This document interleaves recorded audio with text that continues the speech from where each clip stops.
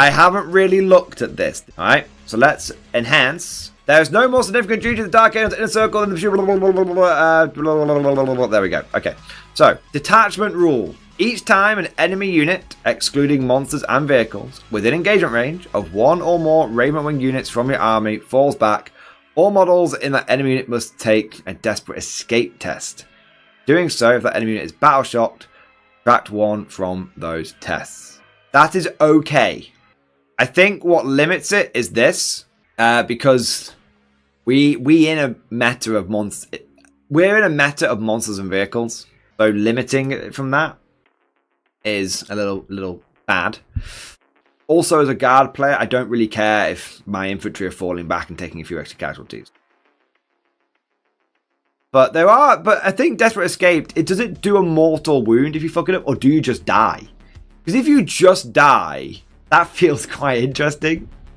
Because you have to take the Desperate Escape. It's not roll a battle shock if you fail, then it's Desperate Escape at -1, right? It's just you have to take the Desperate Escape test. So if for some reason, like, you've gone in there, battered the fuck out of some Custodes, and then they fall back, and then there's like the last 2 just fucking die. Yeah, that's... Desperate Escape does insta-kill models that fail, so that would be mean. Yeah, so if you... It's quite good at picking off high-value people. So, I mean, it's rare that Custodes wouldn't just stay in the combat with you, potentially. But if there's like 1 or 2 of them left after you've shot them and then charged them in to try and finish them off, and then they fall back, and then they just roll a pair of 1s and 2s and just fucking die, amazing. Even if only one of them dies, amazing. It's one less bloody Custodes to deal with. So, yeah, I think that's good because of the insta-kill thing. Yeah, I don't know. Yeah, I think that's decent. From a guard perspective, it's not so... It's slightly inconvenient. From an elite army perspective, and remember what meta we're in, boys. How many times have you seen my tournament after action reports and some motherfucker has just gone ultra elite? Well, I mean, it happens sometimes 3 out of 3 games at an RTT, often 4 out of 5 games at a GT, right? It's, yeah, there's a lot of very elite motherfuckers out there. And they're not elite because they're not running any infantry. There's still plenty of infantry in there, but they're just like elite infantry. That's really, it's a pisser. That's an absolute pisser. So yeah, it's not that, into certain armies, it's like, meh. Into other armies, it could be a real pisser. So, but it is, by definition, then, situational. Yeah. If you're a Custodes player, like you said, like VM said, you're probably not going to fall back. Unless you desperately need to, you're not going to fall back. But there are a lot less... there are a lot of other examples outside of Custodes, right? But yeah, it's okay. It's not great. It's okay. What I think seems a lot better... Holy shit, man. What I think seems a lot better is this one. Oh. It requires a little bit of setup. But fucking hell. Right. Each time a Deathwing unit from your army declares a charge, if one or more targets of that charge are within engagement range of one or more Raven Wing units from your army, add 2 to the charge roll. Why, yes. I would quite like to have a 7-inch charge from Deep Strike. You know, statistically, you make that every time. The average roll on 2 dice is a 7. It's not quite guaranteed rolls from Deep Strike. Not at all. It's a dice game. But it's not far from it either. That's so good. Because it's like one bike just like fucking flies in there. And then, like, yeah, I'll send my 5 Deathwing Knights in there, no dramas. Oh, man. That's really good. That's assuming from Deep Strike as well, might I say. That's not how statistics work, Mordian. I'm not a mathematician here. Joseph Wrigley, still an 8-inch charge from Deep Strike you deploy outside 9 inches. Joseph Wrigley, you are wrong. And I can actually say this without having to say disrespectfully agree. If you, it's... Well, from Deep Strike, it is always a 9-inch charge. because you need to get within an inch. So if you're 9.1 away, it's a 9-inch charge. If you add 2 to the charge roll, it's 7 inches. It's all through with engagement range and stuff like that. So it goes from 9 to 7. VMLC, usually to get engagement range, always get at least +1. Exactly. Azuth, hair on a 60% chance. It's a hair on a 60% chance. 60% of the time, it works every time. This is literally the Sex Panther. This detachment is the Sex Panther. That's what it is. Okay? Every Dreadnought is Deathwing. That's a lot of Deathwing! Oh, man. Oh, someone made a mistake! Someone made a big goddamn mistake! Oh. And that, like I said, that's assuming you're coming from Deep Strike. Plenty of times when you won't be. Oh, I'll just rapid ingress in. You know. Rapid ingress behind a ruin, nicely staged. Next turn, Bob's your uncle. I'm gonna fuck you. Every Dreadnought is Deathwing. That's so big. So, I think that's really big. People were already deep striking from 9 inches away and going for that 9-inch with the CP roll in the back pocket, right? Right? People were already doing that. Now, people are going to be doing it on fucking 7-inch charge. Yeah. Cuter, easy charges for cheap as fuck Brutalis Dreads. There you go. I hadn't even thought of the Brutalis Dreads. Yes, but I don't know. Can Brutalis Dreads deep strike? Probably not, right? But they can come in from like reserve. I'm going to come in from strategic reserve and fucking charge you. 7-inch charge on my Brutalis Dreadnought. And that is assuming like one unit. What if you just like run in Brutalis Dreads up the board from cover to cover and then you stage nicely? It's all about that staging. You stage nicely and then it's bike, charge. If set up well, multiple units can benefit from this in a turn. It does require setup, and I don't think that point should be overlooked. I don't think that point should be overlooked or forgotten or downplayed. You have this is a slightly more thinking based detachment, slightly more. To be fair, both of them are quite thinking, this one and the Death Guard one. Ben, Death Guard players are on straight to now that army-wide stealth and scout is somehow bad. I know, right? Like, it's so mid. It's not fucking mid. Give me the same rules, and I'll show you how fucking mid it is. Oh man. All right. So I think this is. Oh look, in some circumstances, quite some surprises interesting. I think this is like, oh yes, I can easily build my entire army around this and really benefit from it. Let's look at some enhancements. Calibanite arms. Adeptus starting model only. Add 1 to the damage characteristic of the bearer's melee weapons. It's good. It's better than you think. If you've ever played against Chaos Space Marines and the Chaos Lord goes absolutely fucking ape and just once per game just like boosts his attacks and everything and damage by like 1 or 2, whichever it is, like you don't underestimate that. Yeah, it's not expensive for 15 points. It's okay. It's not meta changing. Probably not. Anyway, I don't know Deathwing Dark Angels well enough, but it's not one to be overlooked. Lord of the Hunt. Captain plus 1 damage. Yep, there you go. Give that to Captain with Finest Hour. See, chat knows better. How would you use that? Captain with Finest Hour? Can you stack that? Is Finest Hour the thing where you go bonkers? I can't check, obviously, because it's paywall behind the GW app now. But I'm guessing, could you put that on a... it is important. Actually, we almost missed something. Reset the clock. I did miss this. So it says, your army can include Dark Angels unit, but it cannot include any Adeptus starter units drawn from any other chapter. Now, I have a quick question for chat. I don't know the answer here. Does that mean you can't include anything from Codex Space Marines? Or does that mean I can't include I can't include Deathwatch? But Deathwatch don't have the Adeptus Astartes. This seems... What does this mean, chat? Is it I can only use this on my Dark Angels Codex models, or does it mean what if so? What's the point? X. I don't think it means that. I don't think it means that either. It just means no Uriel, Ventress, and G-Man, etc. It just means you need to be Dark Angels.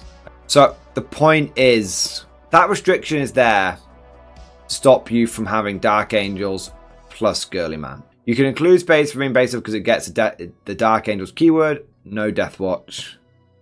No Death Watch. No Rebute Gilliman. No. What the fuck is he called? The Imperial Fist guy I can never remember and forget exists all the time. Okay, that's fine. So, going back to where we were, because for a moment then I was thinking, it's good to know, chat. So chat says no, you can still use normal vanilla stuff. You just can't use named characters and whatnot. Great. Good. Thank you, chat. Appreciate your feedback there, man. So, absolutely, for those of you saying, let's take a Space Marine captain with Finest Hour and this, not like that. He doesn't exist anymore, Ben. I know. Super sad. They got rid of him. They got rid of him and replaced him with a dude with a big hand. Nowhere near as cool. Lord of the Hunt. Raven Wing model only. The bearer's unit is eligible to shoot and declare a charge in a turn in which it fell back, and you can re-roll Desperate Escape Attempt tests taken from models in the bearer's unit. That is phenomenally good. 15 points. That's a triple doozy. You are paying 5 points per thing you can do. You can pay 5 points to fall back and shoot, 5 points to fall back and charge, and 5 points to reroll Desperate Escape test. If you think about it in those terms, that is a fucking triple doozy. I like that because it's the bearer's unit. So slap that thing on a dude on bike leading a bunch of other fucking bikes. And bear in mind, Raven Wing have actually got, I mean, I think, who knows, the legends so much these days, but I'm pretty certain Raven Wing still have like more than just like fucking Outriders to draw from, right? They've got like the Black Knights and the Raven Wing bikers and everything, probably? Maybe I should have a look at this.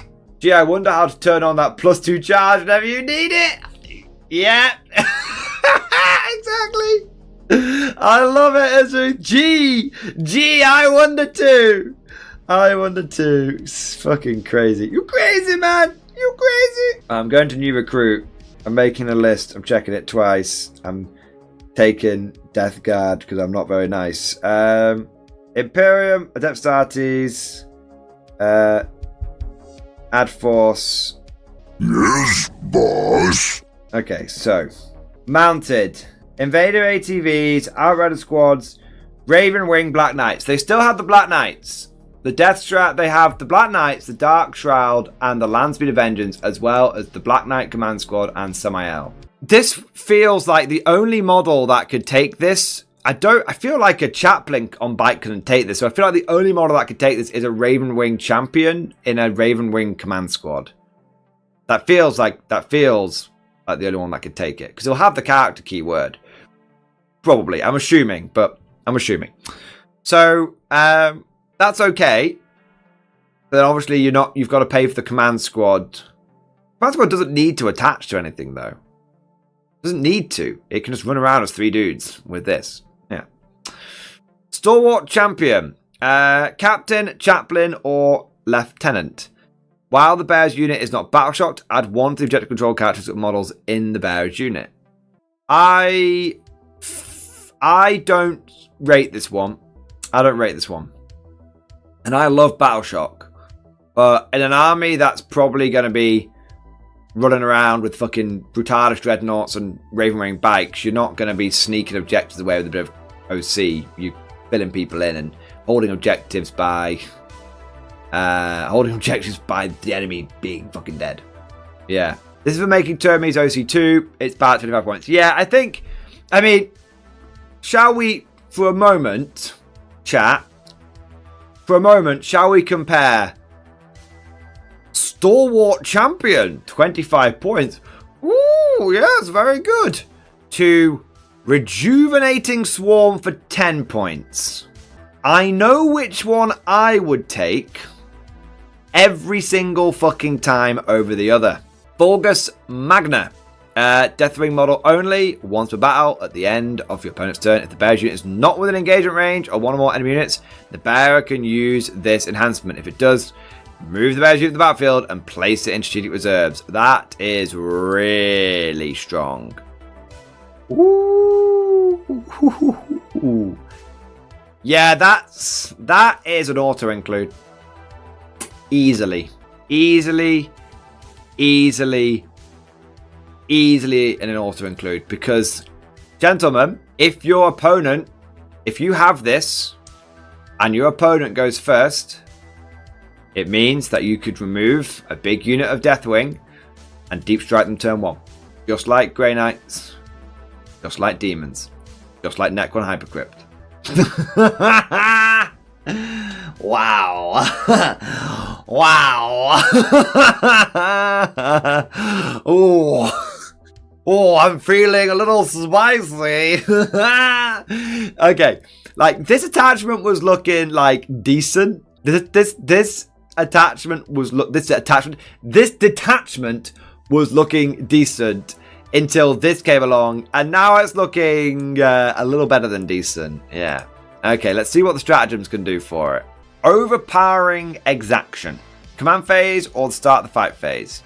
One adept starters unit from your army. Select one enemy unit within engagement range of your unit. That enemy unit must take a battle shock test. When doing so, if your unit has the Deathwing or Raven keywords, check 1 for the results. I mean, it's like the other one, isn't it? It's like this one. So that's just the fight phase. 1 minute. So that's just the fight phase. Battle shock. What's this one? Command phase or fight phase? So it's technically slightly better. Russell W, everything goes through walls now. That's not true. You're literally just... Russell W, you're fucking with him. You're literally fucking with him. Not everything goes through walls. Although every faction seems to be getting access to some kind of thing that does. You can do it if they fail the charge or stand still. I suppose it is your opponent's command phase as well, maybe? It triggers the fallback from the detachment rules.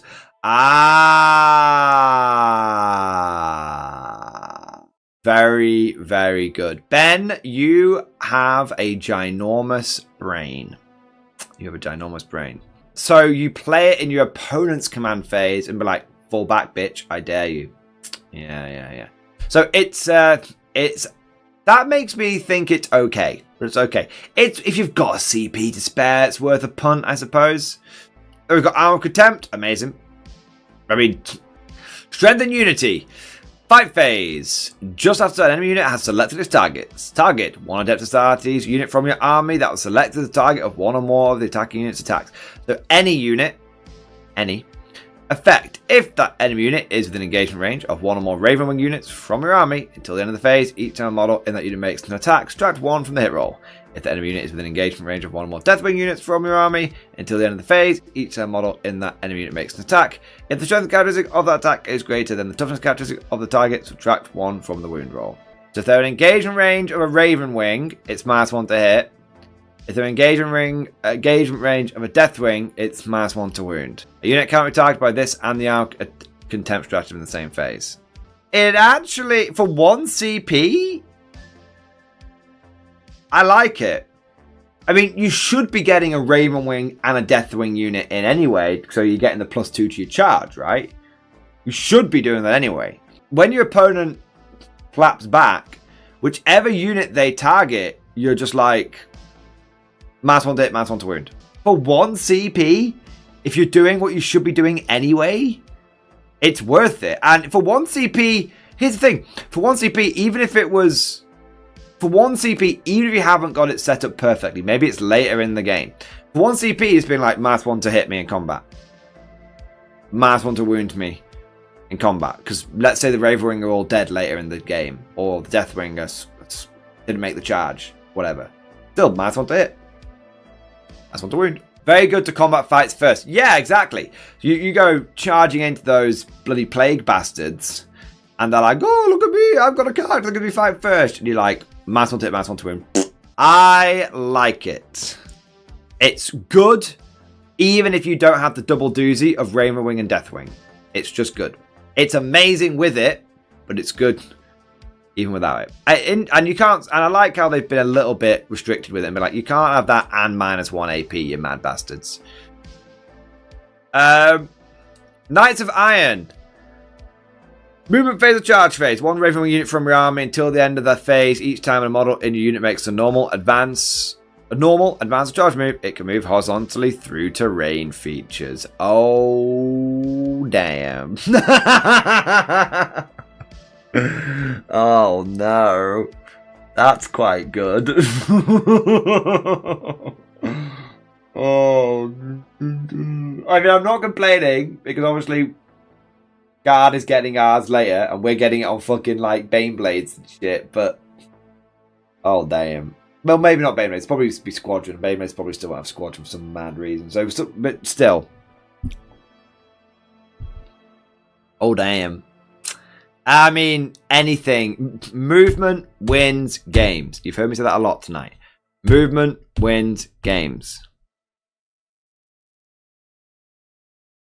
This is good movement. And allows you set up. Yeah, that lets you go through walls with a W. What's that? Do they go through walls? It is, but not every unit can do it all the time.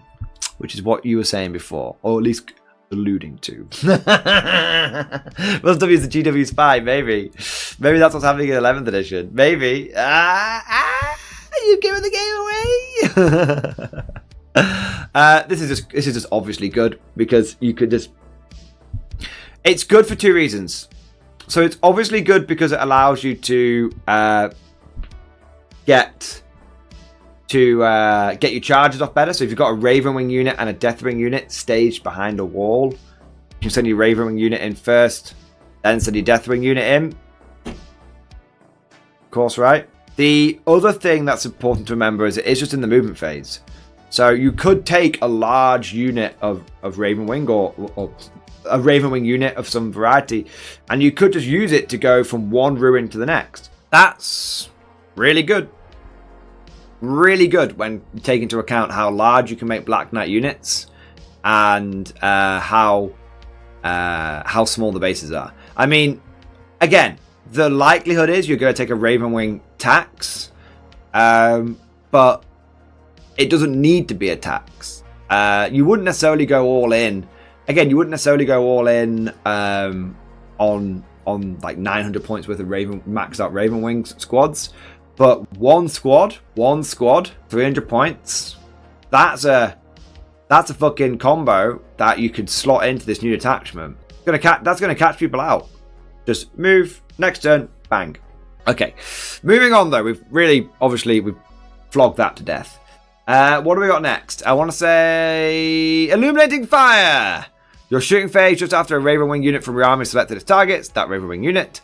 Effect: select one unit within 12 inches of your unit that was selected as a target of one or more attacks. Until the end of the phase, each time a friendly death unit makes an attack that targets that enemy unit, add 1 to the wound roll. All dreadnoughts count as Deathwing. All dreadnoughts. That probably includes. It probably includes Brutalis. Chat will have to let me know. It fucking certainly includes Redemptors. This is surprisingly, possibly the most powerful stratagem. But for pure damage dealing, this is huge. This is huge. It affects so much. To be fair, it only affects one unit a turn. If you absolutely need a motherfucker dead, accept no substitute. Jeez, yeah, that affects a lot. I need to go back through this and think what else is going to affect Deathwing.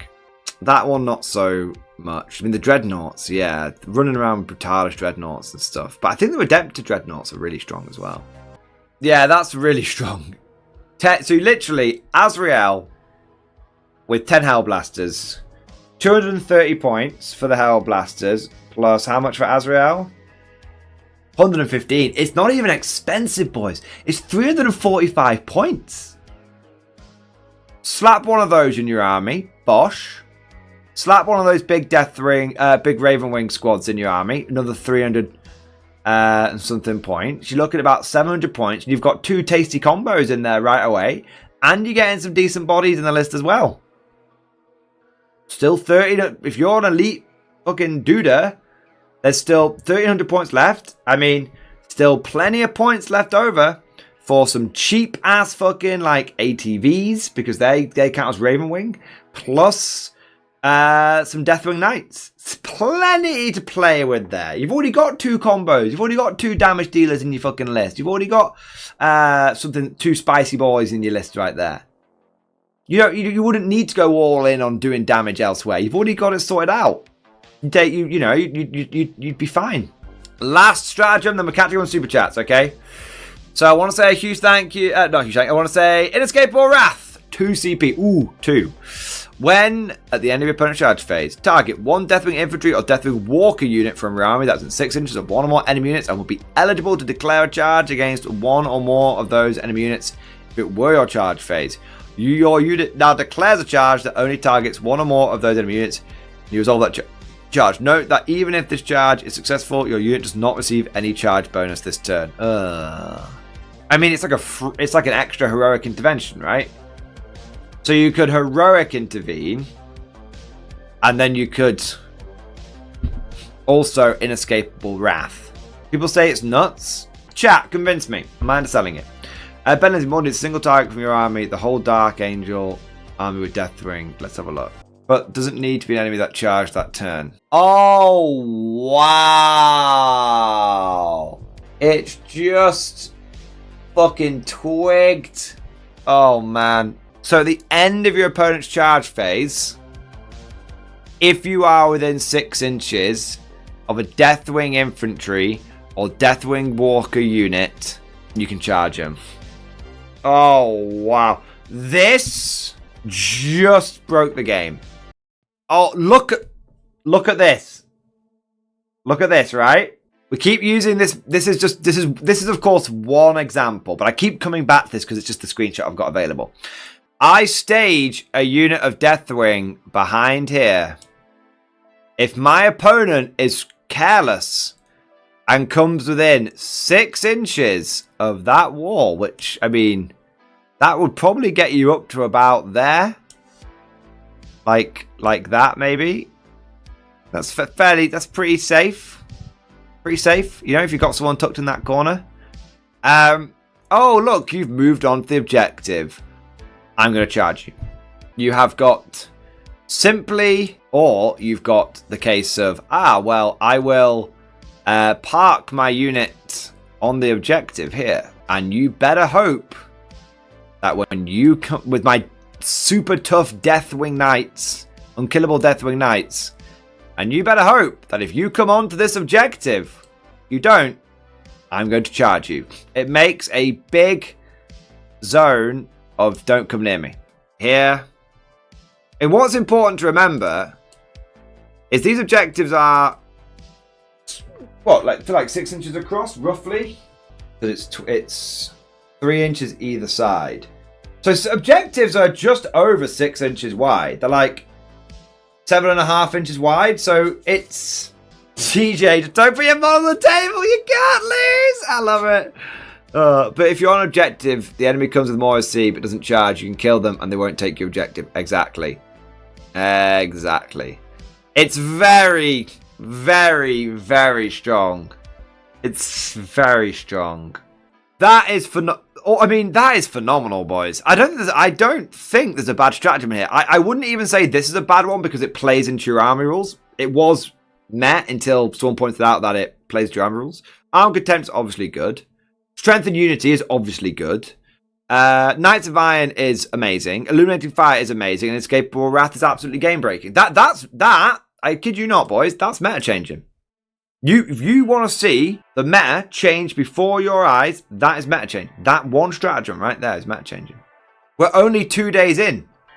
We're only 2 days into Grotmus. And we've had 2 detachments here, which I think are arguably strong. Are arguably broken, definitely very strong. Like, the enhancements here, like, think about it. This enhancement is fucking bonkers. Oh my god. Oh no, thank god. Oh, thank god. I thought you could put that on Azrael. You can't. Thank fuck he's a named character. After it's like, I'm not having turn 1 Deep Dragon Hellblasters diddling my asshole. I'm not having it. If you look through this, it's like this. I mean, this alone would be good, but then you get this little situational bonus. That's nice. That's good for 15 points. Slap that on a captain. Just start slapping people in the face. That's okay. It's all right. It's okay. For 15 points, I'll take it. Stalwart Champion. That's the only bad one. Fulgus Magna. Amazing. So we've got strong army rule here. Two decent enhancements. One very good one. And then every single stratagem is good to amazing. What is so strong about this is the combos are so we've worked out, we've sort of unlocked this in looking at this for about an hour tops. It's missing more damage versus Gladius, but has more potential in other areas. Yeah, I don't even know if it is missing more damage in comparison to Gladius. Being able to give 10 Hellblasters with Azrael +1 to wound is super good. The combos are obvious, and it's not, and not every. The combos are obvious, and I would say the majority of it is not situational. That's it, chat. So based on this, based on what you've seen today, what rating out of 10 do you give the Lion's Blade Task Force? What rating out of 10 do you give it?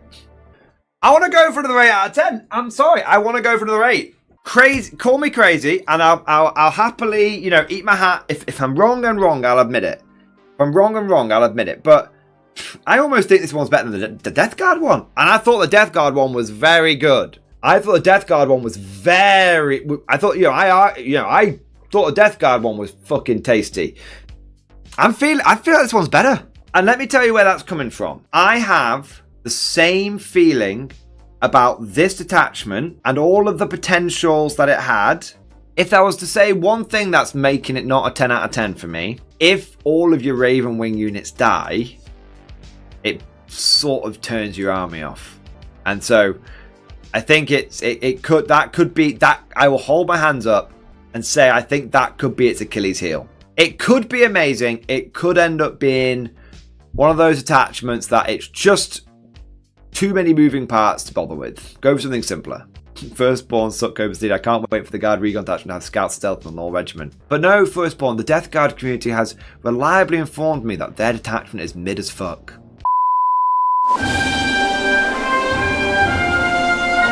Would you like to know more? If so, then please consider becoming a channel member or patron. By supporting the channel, not only will you be doing your part, but you'll also be helping me create more content for your viewing pleasure and unlocking a whole host of perks. You get everything from a badge next to your name, custom emojis, but the big one is access to the Mordian Glory Discord server, an online community with almost 2,500 active members. It's always popping off in the MG Discord. We've got channels for army lists, hobbying, tactics, stories, and even a pretty spicy meme section as well. For all you greenhorns that wanted to see the Mordian glory hole, today is your lucky day.